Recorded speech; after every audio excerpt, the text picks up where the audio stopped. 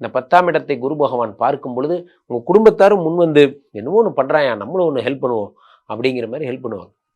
நீங்கள் பாட்டுக்கு வேலையை பாருங்க மாப்பிள்ள, நாங்கள் பார்த்துக்குறோம் மற்றதெல்லாம் அப்படிங்கிற மாதிரி எல்லாருமா சொல்லுவாங்க. அது போன்ற விஷயங்கள்லாம் ஏற்படும். புதிய தொழில் ஸ்டார்ட் அப் பண்ணுறவங்களுக்குலாம் நல்ல பீரியட் இது. புதுசாக ஒரு கார் ஓட்டி வாங்கியிருக்கேன் சார், எங்கே சார் 2 காரை வச்சுட்டு வர்றதுக்கும் போகிறதுக்கும் சரியாக இருக்குது, வீட்டுக்கு போகிறதுக்கே 12 1 மணி ஆயிடுது, குழந்தை தூங்கும் போது போகிறேன் சார், குழந்தை தூங்கும் போது எந்திரிச்சு வந்துடுறேன், குழந்தை கூட பேசியே ரொம்ப நாள் ஆகுது சார், நல்லா சரியாகும். தொழில் டெவலப் ஆகுது. ரொம்ப பிஸியாக இருக்கீங்க, உட்காரவே நேரம் இல்லைன்னா முன்னுக்கு வந்துட்டு இருக்கீங்கன்னு அர்த்தம். அதை புரிஞ்சுக்கோங்க. அடுத்து குரு பகவான் என்ன தருகிறார்? 2ஆம் இடத்தை பார்க்கிறார். 2ஆம் இடத்துல ராசிநாதன் சனி பகவான் 2ஆம் இடத்திலே வக்கரம் பெற்றார். அந்த வக்கரம் பெற்ற சனி பகவானை குரு பகவான் பார்க்கிறார். வக்கரம் பெற்ற சனி பகவானை குரு பகவான் பார்க்கும் பொழுது என்ன ஆகிறது?